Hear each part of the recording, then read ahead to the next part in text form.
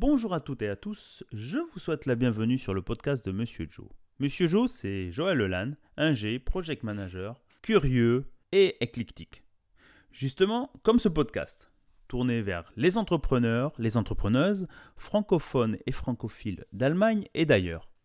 Nous nous attachons à découvrir les différentes facettes, parcours de créateurs de projets par un échange convivial. C'est parti!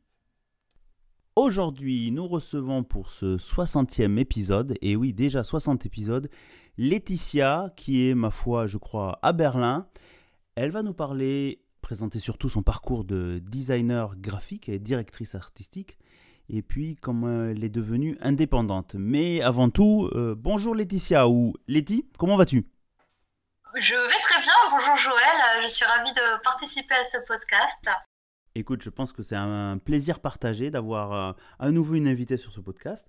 Tu connais le format, nous commençons toujours par découvrir un peu ton parcours personnel et professionnel qui t'a amené à ton activité actuelle. J'en profite au passage pour remercier Anne-Cécile à Stuttgart qui est à l'épisode 57 qui nous a mis en relation. Donc un petit coucou, un petit clin d'œil à Laetitia Stuttgart, Anne-Cécile, pardon. Oh là, je commence déjà. Mais revenons sur toi, Letty, raconte-nous un peu ton parcours. Mon parcours est assez classique. Je suis née à Pau de père espagnol et de mère française. Et j'ai eu la scolarité normale, lycée, etc.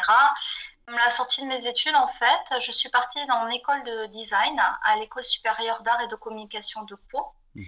Où j'ai obtenu mon diplôme national d'art et technique. J'ai décidé de continuer à l'École supérieure d'art et de design d'Amiens, où j'ai obtenu mon diplôme national supérieur d'études plastiques, qui est l'équivalent d'un master. Et ensuite, il a fallu se lancer dans la vie active et je suis partie à Barcelone. J'ai travaillé dans une agence de com qui n'était pas très grande, mais qui avait de très très gros clients, et c'est là où j'ai appris mon métier vraiment. Parce qu'en école d'art, on apprend beaucoup sur les concepts, sur la création, etc. Mais concrètement parlant, il y a plein de choses techniques à savoir qu'on n'apprend pas forcément à l'école. Donc là, ça m'a énormément aidée. Donc j'y suis restée quelques années et 2008 est arrivé. Et 2008, peut-être que les plus jeunes qui t'écoutent, ça reste quelque chose d'assez abstrait, mais quand on a la quarantaine, on s'en rappelle plutôt bien. C'est l'explosion de la bulle immobilière. Oui. Et en Espagne, ça a été très, très violent. Je vais faire un petit aparté là-dessus. Je ne veux pas faire de discrimination dans la répartition démographique ou d'âge sur ce podcast. C'est vrai qu'on a une population, la quarantaine, beaucoup de personnes, des entrepreneurs qui viennent écouter un peu ce que font les autres. J'imagine la crise de 2007-2008, l'Espagne a été fortement touchée. Donc ça veut dire, quel a été l'impact pour toi ? L'impact pour moi, c'est-à-dire que la boîte où je travaillais a coulé.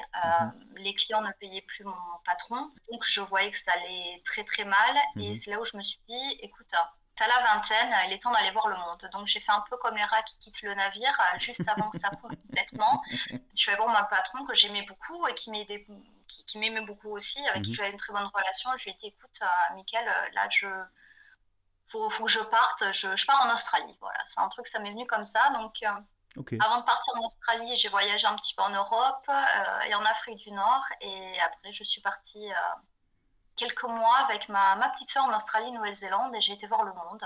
Ça m'a fait beaucoup de bien. Vous êtes parti et ça m'a permis de... Un an, c'est ça, tu as dit ? Quasiment un an, parce qu'il y avait le visa Working Holidays Visa qui t'autorise à partir un an en Australie et en Nouvelle-Zélande.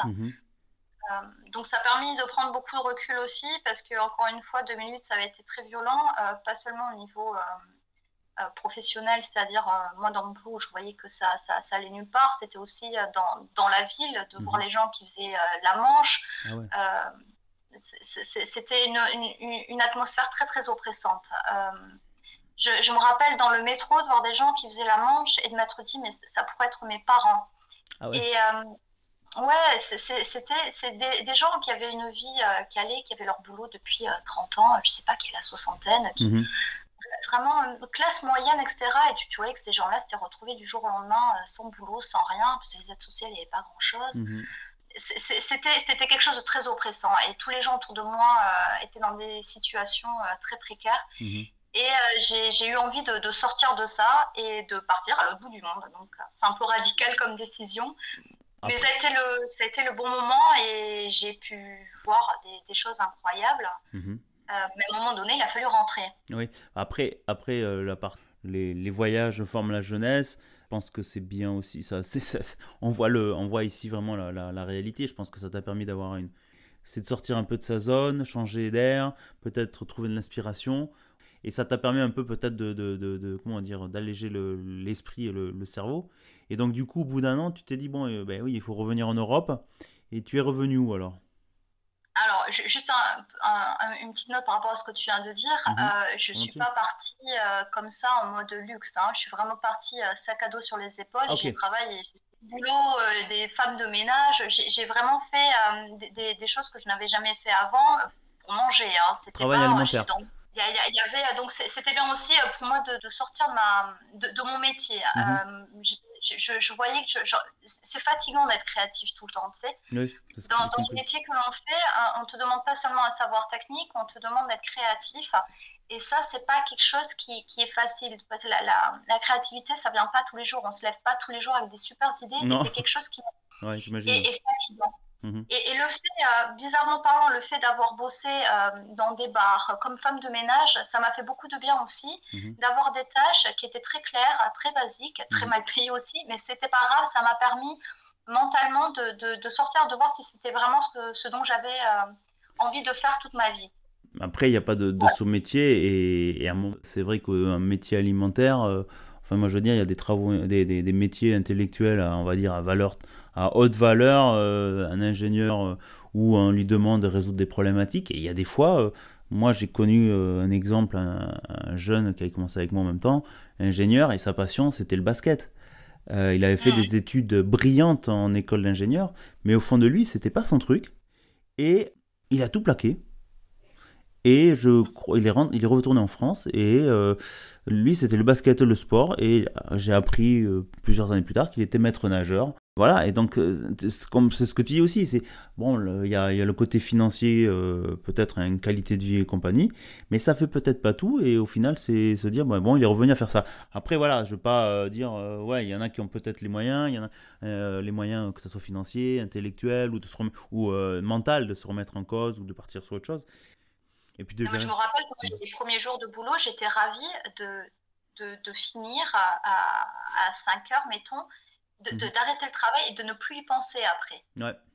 Moi, Ah, de ne pas le ramener à la maison, ouais. d'avoir vraiment cette séparation entre le travail et la vie privée, ce que je n'avais pas avant. Parce que quand tu travailles en agence de com, tu as des deadlines très précises. Mhm. Tu dois toujours penser à de nouvelles idées et c'est quelque chose qui te suit même quand tu n'es pas au travail. Ouais. Tu te douches, tu dis, ah, mais pour cette campagne, on pourrait avoir cette idée-là.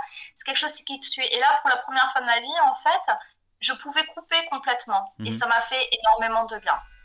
Mais voilà, après, je me suis rendu compte que le côté créatif me manquait aussi énormément et que je ressentais une frustration. Donc, Besoin de produire. ce voyage a été bon pour moi pour me remettre d'accord avec moi-même sur Mhm. la suite de mon parcours. Même si ce n'était pas très clair. Parce que justement, il a fallu rentrer, je me suis dit, où est-ce que je vais? Mais après, c'est aussi Et qu'est-ce que je sais faire aussi. C'est, je veux dire, moi, je dois l'avouer, d'un côté, dans la technique et tout, ça m'intéresse. Je suis électronicien, mais j'ai jamais mis les mains dedans. Et je sais que des gens faisaient ça bien mieux que moi.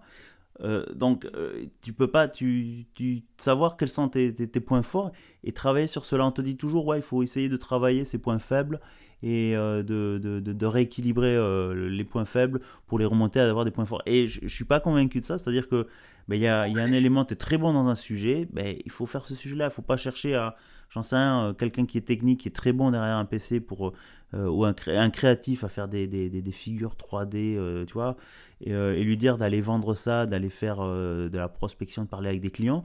Et alors que c'est pas son truc, c'est un introverti, ça l'intéresse pas, il a envie de faire son boulot de 8 heures derrière un écran. Il faut le laisser là-dedans, il ne faut pas chercher à modifier la personne sur son, comment dire, son point fort ou sa passion. Bon, après, c'est... Voilà. Et donc, tu es revenu en te disant, bon, ok, il faut retrouver un taf, qu'est-ce que je sais faire? Et tu es revenu en Europe.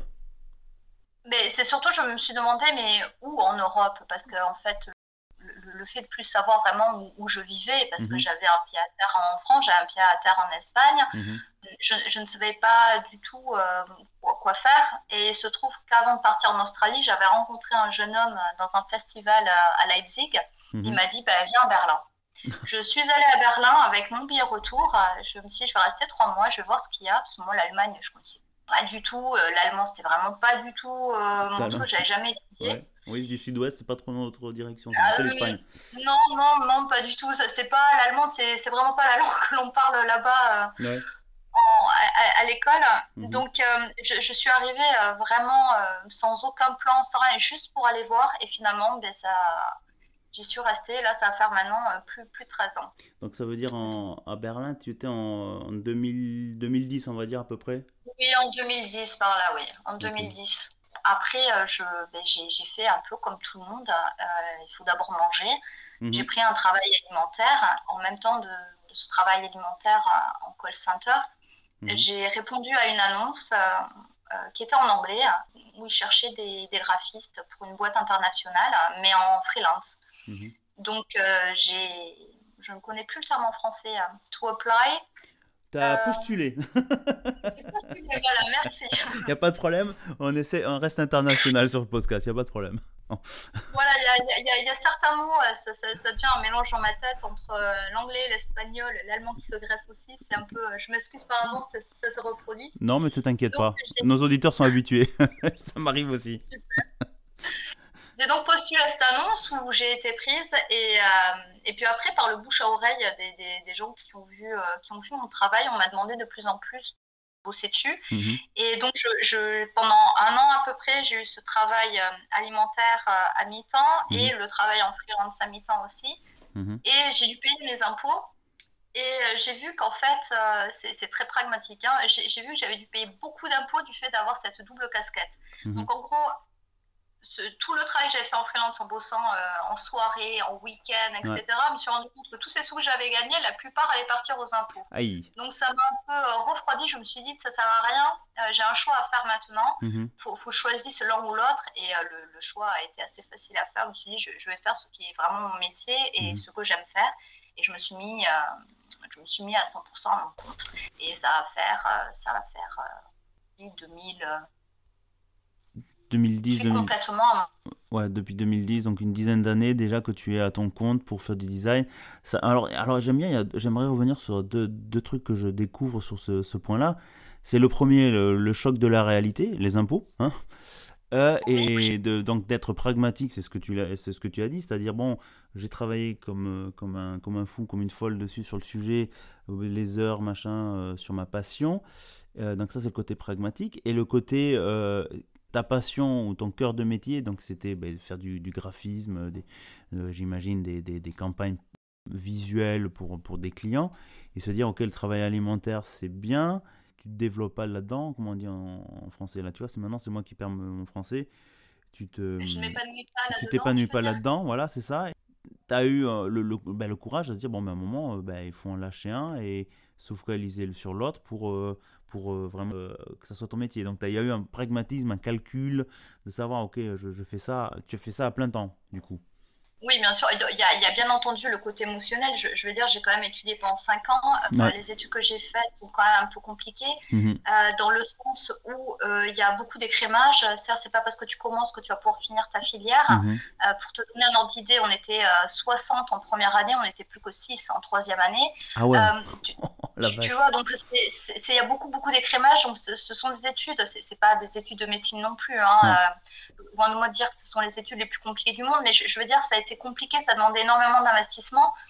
Et ça m'embêtait de me dire que d'avoir passé autant de temps dans ces choses-là pour le jeter à la poubelle et faire un travail pour lequel je n'ai pas été formée, qui ne m'intéressait pas Mhm. forcément, je ne voyais pas l'intérêt, tout simplement. Et puis après, y a le côté, le côté les impôts, la sécu, Ouais, et des choses comme ça. Et garanti. est-ce que je peux me permettre de me Mhm. mettre à mon compte? Mais j'ai trouvé des solutions, en fait, tout simplement pour la Sécu. Mhm. J'ai choisi des mutuelles pour expatriés qui étaient beaucoup Ouais. moins chères que la Sécu allemande. Ça a été beaucoup de calculs aussi. J'y ai réfléchi. Pas très longtemps, mais j'y ai réfléchi aussi. Je me suis pas lancée sur un coup de tête. Non, mais alors ça c'est bien. Alors c'est bien, on aborde un sujet en fait, pas sur quoi on voulait aller au début, mais je pense que l'important aussi de se dire, voilà, il y a la passion, mais il faut aussi avoir le calcul pour dans le futur, c'est-à-dire ben, la couverture médicale, la couverture retraite, Pflege, donc comme on appelle les soins quand on sera un peu plus âgé, tu vois. Tout le temps créatif jusqu'à un certain âge. Enfin, je veux pas, loin de moi de critiquer dans ce sens-là, mais Oui, oui, non, mais c'est tout à fait ça. Là, ce que tu dis, c'est ce qui me passait par la tête aussi. C'est de voir à plus long terme aussi comment ça peut se goupiller. mhm, Après, aussi, à l'âge que j'avais à l'époque, j'avais 25 ans, 26 ans, quand même, dans ces eaux-là. mhm, Tu ne penses pas tout à fait pareil. Genre, par exemple, la grosse bêtise que j'ai faite, hein, et que je paye encore aujourd'hui, c'est l'histoire de la retraite. mhm. La retraite, je me suis dit, bon, ouais, je verrai plus tard pour la retraite, Ouais, etc. alors qu'il Et faut commencer je très m'y tôt. suis pas mise. J'ai pensé à la sécu, j'ai pensé aux impôts, j'ai pensé au loyer, j'ai pensé à tous les jours, j'ai Mhm. pensé Tous les aux coups. frais que j'allais avoir parce que moi j'ai besoin de beaucoup bouger, d'aller Mhm, voir ma famille, mes amis, je connais des gens partout. mhm. J'ai pensé à plein de choses, mais la retraite, je l'ai laissé un peu de côté parce que quand c'était un sujet, je me suis dit, ouais, mais ça je verrai plus tard. Et finalement, j'ai jamais regardé. Et maintenant, j'arrive, j'ai 40 ans, j'ai une fille, Mhm. j'ai une vie de famille. Je me suis dit, oups, parce Ouais. que ça, je n'y ai pas pensé, je ne lui ai pas donné l'importance que ça aurait dû avoir. Mais ce n'est pas grave, des solutions, je vais en trouver, j'en ai toujours trouvé, je Mhm. suis en train de travailler dessus. Mhm. Mais tout ce côté-là, du côté monétaire, de prévoir un petit peu, est-ce que je vais avoir assez pour vivre? Mhm. Est-ce que ça va se bien marcher? Parce que l'idée aussi qu'il faut savoir, c'est donc je suis à Berlin, il faut quand même savoir que 90% de la population de Berlin, c'est tous des créatifs, hein, c'est des Ouais. illustrateurs, des Ouais. graphistes, des directeurs artistiques, des tatoueurs, des musiciens. Enfin, je veux dire, je suis pas la concurrence est extrêmement rude ici. Mhm. Et surtout, comment dire, les salaires, les devis qu'on peut envoyer sont extrêmement bas. Ouais, parce que On c'est n'est très pas dans le pays compétitif, de ouais. l'Allemagne. C'est-à-dire la concurrence est rude et en plus, on peut pas se permettre de demander quelque chose de très haut. Donc, je me suis dit, est-ce que j'ai ma place vraiment Mhm. là-dessus? Donc tu t'es différencié sur quoi en fait, ou tu t'es focalisé sur peut-être une niche particulière? J'aimerais pouvoir dire que oui, que ça a été calculé, etc. Mais en fait, pas du tout. J'ai juste eu beaucoup de chance Mhm. d'avoir rencontré certaines personnes au bon moment. Mhm. Euh, et surtout, ça va peut-être paraître un peu gnangnan, mais je pense que le fait d'être quelqu'un d'agréable et qui respecte l'autre m'a beaucoup aidé. Je m'explique. J'ai rencontré des gens qui m'ont dit tu es super réactive, on voit qu'on peut compter sur toi, que s'il y a quelque chose de compliqué ou qui marche pas, tu vas pas nous laisser tomber et tu vas vraiment t'investir dans notre projet. Donc, Et mhm. ça, je pense que ça a fait la différence. Je suis pas forcément meilleure ou plus talentueuse que d'autres dans mon Mhm. métier, mais je pense que le côté humain et le côté sérieux et responsable et commercial aussi, Mhm. faut le dire. Parce que des fois, il y a des clients qui me disent ouais, mais bon, ça, tu vois, je peux pas payer beaucoup. Je dis écoute, on va s'arranger. Pour cette fois-ci, je peux te faire ça moins cher parce que je sais, on travaille bien ensemble. Et ça a payé beaucoup. Je suis tombée sur des gens, mes clients, les clients que j'ai, je n'ai jamais eu aucun problème pour être payée, je n'ai jamais eu aucun problème de quelqu'un qui m'a mal parlé, etc. Ça s'est toujours bien passé parce que ce sont de bonnes personnes qui se sont rencontrées. Alors, Je veux dire, ouais, non, je comprends complètement et je pense que c'est le côté authentique et honnête que tu as présenté, c'est-à-dire que je ressors de là, ça va être la relation clientèle, c'est-à-dire que t'es pas là pour, bah, tu résous un problème au client, t'es pas là pour, enfin, je suis un peu extrême des fois, me dire de l'arnaquer, de dire voilà, je te fais un graphique, ça va être tant et puis on passe au suivant. Tu as gardé donc ce côté gagnant-gagnant, c'est-à-dire que ben, comme tu as été honnête et transparente avec ton client, le client va être aussi transparent avec toi en disant bon écoute, ouais, ben, en fait j'avais prévu tel budget pour tel projet. Au final, ben, ça c'est pas comme il voulait, ou ça va coûter plus cher, ou il a eu comment on appelle, des coûts inattendus, il peut pas te payer, il te dit, et tu trouves, tu as toujours été ouverte à trouver une solution pour sortir le client de sa problématique.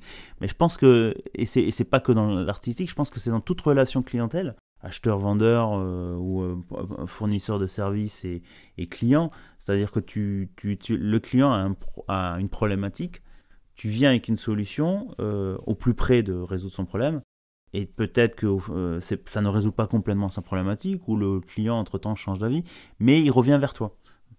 Donc c'est des clients récurrents, j'imagine, ou avec qui tu as... Exactement, exactement. Moi, j'en ai eu quelques-uns, hein, des clients ponctuels, on va dire, qui m'ont demandé des choses parce qu'ils ont dit, oh, c'est super ce que tu as fait, j'aime beaucoup ton travail, j'aime beaucoup ton style.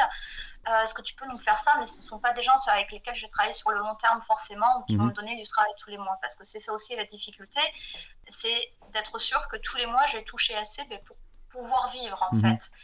Et donc, les clients que j'ai trouvés, je n'en avais pas beaucoup, mais ceux que j'ai eus m'ont tout le temps donné du travail très, très, très, très régulièrement, ce qui a permis de créer une vraie relation et de faire que leur boîte, c'était devenu aussi ma boîte. Même si je n'étais pas employée chez eux, j'avais à cœur de faire marcher le truc parce que c'est ce que j'avais créé pour eux, c'était mes bébés. Et j'avais envie que ça marche et que ça aille plus loin. Ce n'était pas un travail opportuniste de dire bon, j'ai fait ça, je le mets de côté, je l'oublie et je passe à autre chose. Ouais. Ce sont des choses que j'ai vu grandir aussi et que j'ai accompagnées sur le très long terme. Moi, les clients que j'ai encore aujourd'hui, ce sont des gens avec qui je travaille depuis 10 ans, tu vois. Enfin, ce sont de longues histoires. On a fait plusieurs projets et à chaque fois, je me suis vraiment...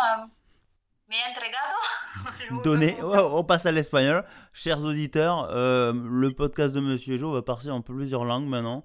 Tu te donnes à fond. Et, voilà. Et je pense que dans le côté artistique aussi, c'est que le lien émotionnel ou viscéral de la production artistique, c'est toujours ton bébé et tu le vois grandir. Quand on dit un projet, tu l'as dit toi-même, c'est ton bébé, donc ça grandit.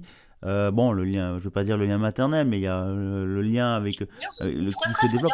On peut le dire, mais je pense que c'est ouais, pardon. Mais c'est le côté passion et engagement, c'est-à-dire que tu peux avoir cet engagement passionnel dans des choses qui ne sont pas du tout artistiques, parce que c'est l'amour du travail bien fait, quoi. Exactement, tu le résumes assez bien. Ça me surprend aussi. Ce côté sérieux. Ce côté sérieux et réactif, je pense que c'est ce qui fait aussi une grosse différence, une grosse différence avec d'autres. Le fait que les gens savent que si je leur dis ça ne marche pas, ou on ne peut pas faire ça, ce n'est pas parce que je n'ai pas envie de le faire, ou parce que ça m'ennuie, ou parce que j'ai quelque chose de mieux à faire, ou... Exactement, c'est parce que vraiment, l'avis, les conseils que je donne ont de la valeur et sont pensés pour le client. Ok. Et ça, c'est vraiment important. Tu vois, parce qu'il faut être logique aussi. Hein. La plupart des gens qui prennent des freelancers quand ils ont des besoin d'un graphiste ou d'un directeur artistique, parce qu'ils ne veulent pas mettre des sous pour employer quelqu'un à plein temps, etc. Donc, ils veulent économiser des sous. L'autre côté de la médaille, c'est que ils savent aussi que cette personne-là, elle est un peu volatile, qu'elle a d'autres clients, que tu ne vas pas être sa priorité forcément. Tu vois, c'est un compromis à trouver. Exactement. Donc, moi, ce que je rapporte aussi, c'est je ne prends pas beaucoup de clients, je prends les clients dont je suis sûre, dont je peux répondre à la demande. Je n'ai jamais pris 45 000 projets en même temps.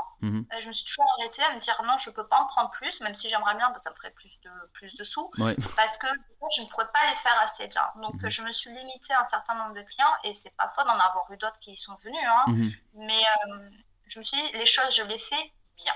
Ok, bah écoute, alors c'est super. Enfin, moi je trouve l'authenticité, et tu as soulevé tous ces points-là, d'en prendre moins, mais de faire quelque chose de qualité. La qualité se paye au final, puisque les clients reviendront. Mais très bien, Laetitia. Ça, c'est à oreille, hein. C'est ce que je disais tout à l'heure. Moi, je n'ai jamais eu à faire de marketing de ma vie. Je n'avais pas de site internet, je n'avais pas de carte de visite. Aucun réseau social, je n'étais nulle part parce que je n'en avais pas besoin, tout simplement. Ça, donc c'est juste là avec la nouvelle crise qu'on a eue il n'y a pas si longtemps en 2020 où ça a changé pas mal les choses, où j'ai dû repenser mon business. trouver d'autres clients, vu que en fait, ce qui s'est passé, c'est qu'un de mes clients principaux, qui était dans le monde du tourisme et de l'événementiel, excuse-moi, Mhm. bah, t'imagines bien qu'en Tout était 2020, gelé, ouais. 2021, 2022, bah, ils n'ont rien pu faire. Donc moi, ça a eu pour conséquence de plomber mon activité. J'ai dû repenser ma manière, mon travail et ma situation d'auto-entrepreneur aussi. Alors ça, c'est pas mal de venir sur ce sujet. Tu fais un peu le lien période Covid 2020, 21, voire 22. Je pense que après ça a impacté tout le monde hein, de repenser comment maintenir son activité, le lien vers le client, le marketing, la visibilité, parce que le marketing au final c'est juste le point visibilité et qu'est-ce que tu apportes de plus par rapport à la concurrence. J'imagine pour toi donc ça a été une année, on va dire une année creuse comme beaucoup. Tu as repensé ton approche et ça veut dire que tu t'es plus orienté vers accompagner d'autres auto-entrepreneurs sur leur image ou prendre plus de petits clients. Comment tu as traversé cette période? Alors, pour remettre aussi un petit peu en situation, je me permets de faire une petite digression. Mhm. C'est aussi qu'en 2020, donc j'ai eu beaucoup moins de travail parce que tous les budgets de mes clients ont Sont été gelés. coupés, voire des entreprises ont fermé tout Mhm. simplement. Et ce qui m'a allé dans un certain temps au départ, parce que j'ai donc une fille et Mhm. que les écoles étaient fermées et qu'il a fallu que je m'occupe de ma fille. Donc voilà, donc paradoxalement parlant, ça m'arrangeait aussi d'avoir moins de travail parce Mhm. que j'ai occupé de ma fille en même temps. Mais c'est arrivé un moment où je me suis dit, ben oui, mais bon, enfin, faut manger, Il comment faut je que vais l'argent faire? rentre, ouais. Ouais, voilà.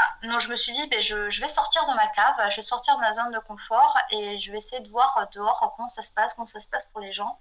Et en fait, tout simplement, j'ai commencé petit à petit à remonter mon travail, à montrer mon travail, Mhm. à me vendre un petit peu plus, dans le sens où pas en allant de manière active, mais de manière passive. C'est-à-dire que j'ai rencontré des gens Mhm. et j'ai attendu d'eux qui viennent voir ce que je veux voir. Je ne suis pas du tout quelqu'un qui va m'avancer, je ne sais pas me vendre du tout, je ne suis pas commerciale. Mhm. Euh, je déteste les réseaux sociaux, c'est vraiment quelque chose avec lequel je ne suis pas à l'aise du tout. Je suis juste allée voir les gens en fait. Mhm. Vraiment, c'est vraiment l'image. Je suis sortie de ma cave et je suis allée voir les gens. J'ai rencontré des auto-entrepreneurs et pareil, bouche à oreille, tu rencontres quelqu'un, il regarde ce que tu fais, on Il connaît parle, quelqu'un qu'est-ce que d'autre. peut t'aider, etc. Mais Ouais. tu vois, ça, tu devrais faire ça comme ça. Ah bon, ben oui. Et petit à petit, en fait, j'ai noué des contacts qui m'ont fait rencontrer d'autres personnes aussi, etc. Et c'est comme ça que ben, j'ai des nouveaux clients qui sont arrivés. Et mes clients réguliers, des grosses entreprises, etc., que j'avais avant, sont revenus aussi. Hein. Ouais. Donc Oui, parce que... ça va beaucoup mieux maintenant. Mhm. Mais c'est ça, c'est le fait d'avoir fait ce pas de sortir de la cave et d'être plus active qu'être passive et attendre que tout arrive. Ça m'a obligée à faire ça. Ok, ça veut dire que tu t'es ressorti de ta zone de confort sans l'approche agressive. Hein. Enfin, je veux dire, quand tu as dit commercial, je suis pas commercial, machin, d'écouter ce qui se fait autour. Tu disais, bon, j'aime pas les réseaux sociaux, mais la mise en réseau, je veux dire, c'est mon point de vue. Hein. Les réseaux sociaux, pour moi, ne sont qu'un outil sur une extension, parce que c'est ce qu'on disait, une relation commerciale. On est des êtres humains, on a besoin de ce contact, de se voir et que tout le business ne se fait pas nécessairement qu'en ligne. C'est-à-dire qu'il y a besoin de se rencontrer et de voir s'il y a, je ne sais pas si on dit une alchimie, mais si, voilà, si on peut fonctionner ensemble, tu vois. Quelqu'un qui apporte un service, quelqu'un qui a un besoin. Tu peux être le meilleur de l'activité pour résoudre le problème du client. Mais si il n'y a pas d'accroche ou il y a un sujet, parce que c'est peut-être un peu... et ça ne va pas se faire. Donc c'est pas mal parce que dans le sens, et c'est ce que tu as dit, c'est du réseau. C'est-à-dire qu'une personne parle de toi, la qualité va se parler de bouche en oreille. C'est-à-dire, mais tiens, je connais quelqu'un, tiens, tu pourrais faire ça, ouvert à modifier des choses, à évoluer. Et je pense que ça revient régulièrement sur ces épisodes. C'est-à-dire que cette ouverture à se remettre en question ou à accepter des améliorations. Et je pense que moi, j'en apprends tous les jours sur les podcasts. C'est-à-dire, en fait, tiens, ces gens-là font des trucs formidables. C'est inspirant. Donc, ça t'a permis comment dire, traverser cette période un peu trouble, qu'on va dire, pour Ouais, ajouter, on va dire, une corde à ton arc. exactement. Euh, Je me suis pas basée sur enfin, parce que, encore une fois, la concurrence est très, très rude dans ouais. mon métier, hein. C'est pas, il a fallu trouver une autre façon de faire, une façon qui me corresponde à moi. Mhm, Et ce qui me correspond à moi, c'est le côté humain, c'est de voir les gens et de les rencontrer, de discuter, en fait. mhm. Donc, c'est comme ça que ça a marché et c'est comme ça que ça me va parfaitement bien aussi. Ok, Voilà. écoute, c'est super. Écoute, Laetitia, on discute sur des thématiques passionnantes, tu vois. Je me dis, qu'est-ce que fait un directeur artistique? On n'a pas trop abordé le détail de quel est le métier, parce qu'il y en a Oui, peut-être 36 000 métiers derrière. Mais je pense qu'après, pour l'objectif aussi de ce podcast, c'est surtout de partager un parcours de vie avec des conseils. Et quand on dit conseils, on arrive un peu à la fin, donc je ne sais pas si Laetitia, tu as d'autres sujets à aborder, mais moi j'avais un peu une question dans le sens où qu'est-ce que tu conseillerais à quelqu'un qui peut-être se lance dans l'artistique ou qui se lance en tant qu'auto-entrepreneur? euh, Ça serait quoi ton conseil? alors, la première des choses, c'est que ce qu'il faut savoir, c'est que l'auto-entrepreneuriat, c'est une profession à part. On peut être un très bon professionnel, on peut être un très bon ingénieur, on peut être un très bon artisan, on peut être etc. Mais ça ne veut pas dire qu'on va être un bon auto-entrepreneur. Ce sont deux choses différentes. Une chose, c'est connaître son métier, Mhm. ce pour quoi on est formé. L'autre chose, c'est savoir comment se vendre et tout le tralala qui est autour. Auto-entrepreneur, c'est s'occuper de toute la paperasserie administrative, c'est s'occuper de faire des devis, c'est s'occuper de courir après les clients qui ne payent pas ou qui sont en retard, c'est s'occuper de sa communication personnelle pour avoir de nouveaux clients. Ce sont plein de choses aussi où on n'est pas payé. Donc il faut se rendre compte que sur les 8 heures de travail que l'on peut faire par jour, il y en a peut-être 3 qui ne vont pas être payées. Et ça, faut pouvoir l'accepter parce que ça fait partie du travail. Et faut accepter aussi le fait qu'il faut donner de la valeur à son travail. Je m'explique. Ce qui arrive très très souvent, ça je l'ai vu dans mon activité, mais je le vois aussi surtout avec certains de mes collègues ou amis. Tu sais qu'on a des clients qui vont me dire écoute, moi je connais quelqu'un qui fait moins cher, tu peux pas me baisser le devis, ça tu peux, enfin je comprends pas, mais combien tu prends à l'heure, mais il y a Ah, personne qui prend autant à l'heure. Oui, mais les donneurs de tout ça, conseils, j'appelle ça moi. exactement. Donc, ça faut être vraiment assez sûr de soi et assez ferme sur les prix que l'on donne à ses clients. Parce qu'on oublie beaucoup que quand on dit, par exemple, ben, je prends, je ne sais pas moi, 120 euros de l'heure, que sur ces 120 euros, c'est pas 120 euros qui vont aller dans ma poche. Ouais, Il y a la partie de la sécu que je vais payer, il y a la partie de mes congés que je vais payer, il y a la partie pour quand je ne vais pas pouvoir travailler, qu'il faut payer aussi, hein, parce ouais, que le chômage, ouais. on l'a pas. Il faut La cotiser, hein. partie de la retraite, Ouais, la partie de je travaille parce qu'il faut que je fasse des devis, ouais. que j'aille me renseigner, il faut que je me forme, il faut Mhm. que je paye mes logiciels, il faut que je paye mon internet, mon Et ton électricité, tout matos. ça. Mhm. Donc voilà, il faut pas se faire intimider aussi par les gens qui savent mieux, entre guillemets, et qui vous trouvent trop cher. Faut calculer son travail, ce qu'il vaut, et il faut calculer tous ces apartés aussi, Tous ces coups. parce que sinon on peut pas Ouais. s'en sortir. Ok. Ben, je pense que tu as vraiment tout résumé dans cette partie-là. Non, mais je pense que c'est super clair et c'est ce qu'oublient les clients. Le client ne voit toujours que le prix qu'il paye en disant ouais, moi je paye, comme tu as dit, 120 euros de l'heure, j'en sais rien, ou 100 euros, mais 100 euros, je veux que la valeur j'en sais rien, moi, une interface graphique avec des logos, ça ressemble à ça et pense que tu vas passer le temps dessus. Et en fait, tu vas pas, cette heure-là, en fait, peut-être que tu vas passer 3 heures pour une heure facturée. Parce que tu vas avoir une idée, tu vas être inspiré, il y a tout le vécu derrière qui est ta personnalité, comment tu penses le logo, c'est aussi comment tu as absorbé ce que voulait le client et le traduire, quoi. Il y a aussi quelque chose dans les métiers artistiques dont on parle pas déjà, c'est que pour les gens, notre travail, ce qu'on fait, c'est facile. On a des logiciels qui sont magiques et qui font tout apparaître comme ça par magie. Et puis c'est rigolo comme métier, on fait du dessin après tout, hein. C'est pas un vrai travail, tu Ouais, comprends? Donc pourquoi est-ce que je devrais payer pour ça? ouais, Après tout, tu as juste mis de la couleur et puis tu as trouvé une typo qu'il y avait. Et il y a tout ouais. ce côté-là qui est un peu humiliant, je dois dire, où c'est très difficile de faire comprendre aux gens que, ben oui, j'ai étudié 5 ans, j'ai l'équivalent d'un master. Ouais, Tout le monde ne peut pas faire ce que je fais, tout le monde ne ouais. sait pas ce que je fais, et que derrière, il y a des briefings, il y a de la réflexion. Moi, mes projets, quand je dois créer quelque chose, je les emmène avec moi sous la douche, je les emmène au supermarché, je suis tout le temps avec ça. Donc, c'est quelque chose qui est très prenant, et c'est quelque chose qui est réfléchi et qui a de la valeur. Mhm. Il y a aussi les gens qui disent ah ouais mais ça en fait ça me plaît pas, je vais pas le payer. Quand on va dans une boulangerie, hein, tu achètes une chocolatine, la chocolatine t'es pas bonne, est-ce que tu vas en venir voir ton plan la chocolatine? Par contre, je vais pas la payer. Hein. Ouais. Tu regardes le boulanger d'à côté, il a fait vachement moins cher la chocolatine. Il Là. va te Pourquoi tu dire, vas bah, pas? tu vas voir à côté. Mais c'est exactement ça. Ouais. C'est quand les gens, tu leur mets ce genre d'exemple, ils disent oui, c'est pas pareil. Et Ou si, alors, pourtant, c'est un artiste, hein, le boulanger aussi, hein, faut pas croire. Hein. exactement, mais je veux dire, ça viendrait à l'esprit de personne de faire Ouais, ce genre de choses avec un ouais, boulanger, tu vois. Pourquoi est-ce qu'il pourrait le faire avec nous? Ou alors, tu as les clients qui veulent les documents sources ou que les images que tu as fait, ben, ils puissent s'en servir comme ils veulent. Tu vois, la ouais, notion de copyright, ouais. c'est Qui quelque est chose complètement qui est bafoué. très. Ouais, ouais, ça, c'est le terrible. Ouais, c'est quand tu achètes une voiture, tu n'achètes pas les plans de la voiture. Non.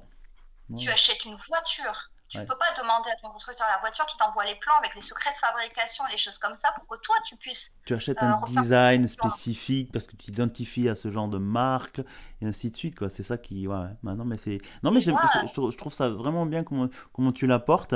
Bon, je peux imaginer que tu vas avoir des clients qui restent pantois, mais c'est bien aussi parce que je pense que pourquoi tu vas te. Je sais pas comment on dit, par chez nous on dit t'enquiquiner.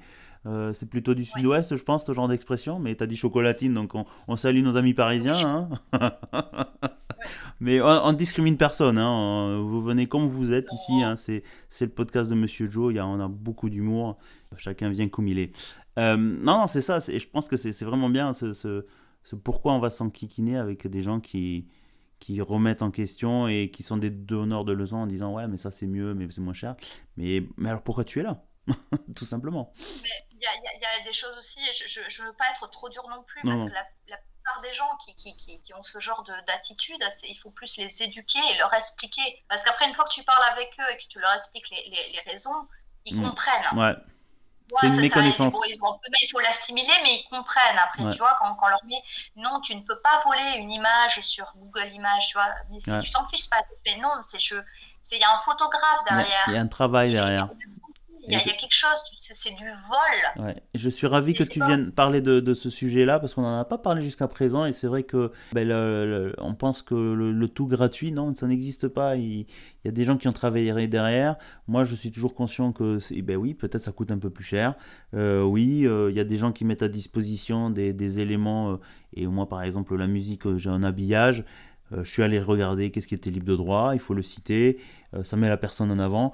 Tu vois, c'est important, c'est-à-dire que c'est comme le podcast, tu vois, c'est accessible gratuitement pour tout le monde, mais il y a un travail derrière, il y a un temps passé en me disant, mais ouais, mais ton podcast, tu pourrais faire la qualité, combien tu fais, pourquoi tu factures pas, il faut que tu monétises cela. Oui, mais je pourrais le faire. Et il y a un travail derrière, tu vois, je mets en avant ton travail, on va mettre un habillage, tu vas partager peut-être une image, on va dire, tiens, c'est le copyright de Laetitia, voilà ce genre d'exemple, mais c'est protégé, et les gens oublient ça. Maintenant, on a tellement. Le monde de l'image de nos jours est devenu quelque chose de tellement saturé. Je veux dire, maintenant, tout le monde peut faire des jolies photos avec un téléphone portable. Ouais. Tout le monde peut faire la musique, tout le monde fait des vidéos sur YouTube. Et on a perdu la valeur du travail qu'il y a derrière, de la qualité. C'est que comme il y en a tellement, Hmm. après tout, pourquoi est-ce qu'on devrait payer pour ça? Ouais. Tu vois, et ça, c'est quelque chose qui est assez dangereux, je trouve, parce que va arriver un jour où je vais dire à la personne en face, je fais, et moi, pourquoi est-ce que je devrais te payer? Pourquoi est-ce que je devrais payer Hmm. pour être assuré avec ma voiture? Pourquoi est-ce que je devrais payer pour mes freins? Pourquoi est-ce que je devrais payer pour ça? Pourquoi c'est pas gratuit? Il y a plein. C'est-à-dire que c'est que les gens, tant qu'ils ne sont pas concernés, tous ces trucs-là, comme il y en a tellement et que tout le monde fait ça, c'est facile, mais je veux quand même le meilleur, mais je veux pas payer pour. Tu vois? Ouais, après, je pense qu'il y a après, ça vient de génération. Je pense que après, on va finaliser un peu là-dessus. Bah oui, tout travail, toute production, que ce soit artistique ou autre, il y a un travail derrière, il y a un coût, et je pense que c'est toujours important, pourquoi il y a des copyrights, d'indiquer aux gens, bah oui, il y a un travail derrière, le cuistot, quand tu vas au restaurant, tu payes ça, tu vas pas dire non, mais moi j'ai mangé que ça, je ne paye que ceci, ou j'impose mon prix. C'est malheureusement, c'est un sujet qu'on pourrait débattre longuement, mais j'aimerais bien un peu. Donc Laetitia sur ses conseils, donc bon, on l'a résumé, il y a le métier et l'auto-entrepreneur. C'est en fait un homme orchestre, tu une micro-entreprise, hein, c'est pour ça auto-entrepreneur. Tu dois tout gérer, ton métier, mais en plus tous les à côté, la comptabilité, le marketing, suivre le paiement des clients, et tous les à côté. Donc c'est vrai que c'est quelque chose qui n'est pas nécessairement donné pour tout le monde. C'est bien ça. Exactement. Et, En tout cas, c'est quelque chose, faut être préparé à devoir gérer tout ça. Mhm. Il y a beaucoup de gens qui se lancent à leur compte en disant ouais, c'est facile, je fais mon truc, j'ai pas de patron au-dessus de moi. Mhm. Non, mais tu as des clients. C'est peut-être pire parce que le patron, c'est une personne, tu la connais, tu arrives à gérer, etc. Mais quand tu as plusieurs clients et plusieurs personnes à gérer, c'est Ouais. un peu plus compliqué. Il faut savoir être diplomate. C'est pas simple. C'est quelque chose, il faut en être conscient. Mhm. Ça peut aller à beaucoup de personnes. Il y en a d'autres à qui ça va pas aller, ce mode de fonctionnement. Mhm. Puis c'est aussi toute la discipline qui est à côté. Hein. Ouais. Il faut se lever le matin, tu vois, comme pour n'importe quel boulot. Il faut accepter de travailler des soirs, il faut accepter de travailler des week-ends. Mhm. Il faut accepter de prendre ses vacances quand on peut les prendre et pas forcément quand on veut les prendre. Mhm. Faut une certaine discipline aussi. Mais il faut essayer quand même, tu vois, faut voir. Après, Ouais. ça marche ou ça marche pas. Ça se Oui, voit. après c'est en faisant qu'on apprend. Moi, je pars du principe qu'il faut faire pour apprendre. Exactement. Donc, tu as résumé ça, la discipline, la consistance, en faisant quelque chose, la constance, pardon. Ben oui, il y a des jours où tu n'as pas envie de te lever. Ben oui, moi je dis toujours, j'aime bien faire le parallèle, c'est-à-dire que en ce qui concerne en Allemagne, je pense qu'en France c'est un peu similaire. Il y a des parties de ton métier qui sont intéressantes, hein, qui sont passionnantes. Et puis il y a des parties qui doivent être faites, mais que tu n'aimes pas. C'est un peu comme les impôts. Chaque année, ben oui, il faut les déclarer pour pouvoir récupérer les parts plus payées ou récupérer certains frais. C'est chiant.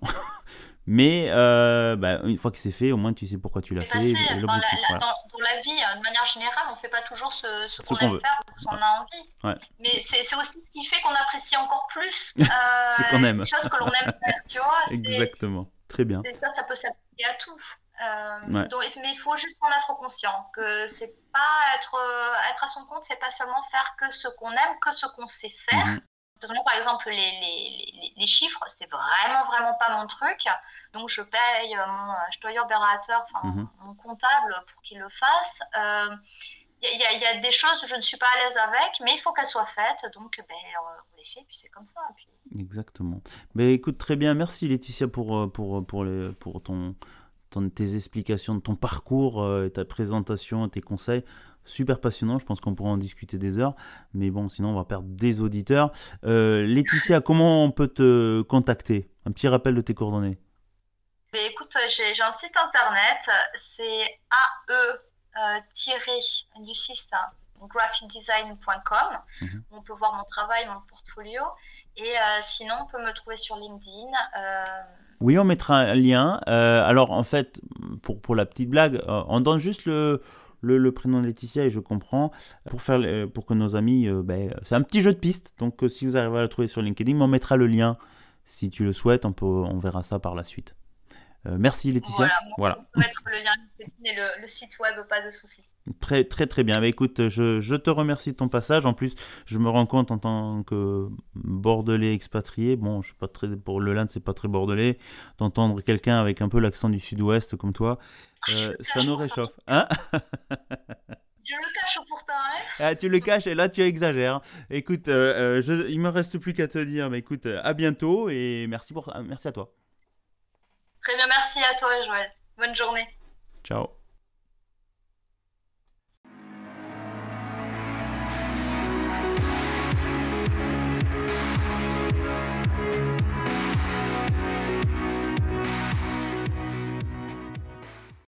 Eh bien, chères auditrices et chers auditeurs, j'espère que ce 60e épisode avec Laetitia alias Letty, designer graphique à Berlin, vous a plu. Un petit rappel de ses coordonnées, puisque je pense que c'est toujours bien d'aller voir sa production, son portfolio. Comme elle a indiqué, le site c'est AE, comme Alpha Echo, graphique en anglais, design, tout collé.com. Vous pouvez y voir ses productions, ce qu'elle a fait en graphisme. On peut la retrouver, je vous mets dans le blog associé le lien vers son profil LinkedIn. Et puis je vous invite à écouter, à regarder ce que font les designers. Je remercie encore Laetitia pour son franc-parler avec le soleil du sud-ouest qu'on apporte sur ce podcast. Voilà, je vous remercie à tous de votre fidélité. Je vous invite encore à pousser vos amis à s'abonner, que ce soit sur Spotify, Apple Podcast ou d'autres plateformes audio. De mettre aussi sur Apple Podcast des étoiles, je crois qu'on peut mettre jusqu'à 5, un petit commentaire, ça permettra aussi de faire remonter un peu le podcast et qu'on soit plus facilement repérable ou que des auditeurs puissent nous trouver plus facilement. Ensuite, Monsieur Joe essaye de mettre maintenant les différents épisodes sur YouTube en suivant la chaîne de le podcast de Monsieur Joe. Vous pouvez trouver ça en cherchant. Vous y abonnez aussi, comme ça vous n'avez pas à chercher à chaque fois les nouveaux épisodes. J'y mets aussi les anciens, comme ça vous pouvez aussi sur cette plateforme les écouter. Enfin, un petit appel aux entrepreneurs, aux associations, à vous, auditeurs. Vous connaissez peut-être dans votre entourage des gens formidables, ou vous-même, vous êtes une personne formidable qui a un parcours atypique et qui a envie de venir nous présenter, nous raconter son parcours personnel, professionnel et son projet aussi. Contactez-nous par LinkedIn ou sur le blog en mettant un petit message. Je crois qu'il y a un formulaire de contact ou sur aussi les différentes plateformes réseaux sociaux, Instagram ou Facebook. J'essaye au mieux de vous répondre et de se caler un petit échange pour faire mieux connaissance avant un enregistrement. J'en suis convaincu, vous avez toujours quelque chose à apporter, à partager, et c'est un peu ce qui nous motive dans ce podcast, de montrer, d'inspirer les gens, de montrer ce qui se fait, de donner des idées et peut-être de mettre en réseau. Qui sait, peut-être que ces gens-là que vous écoutez peuvent vous aider dans vos entreprises, vos projets. Voilà. Il ne me reste plus qu'à vous dire portez-vous bien, à bientôt et surtout, restez curieux.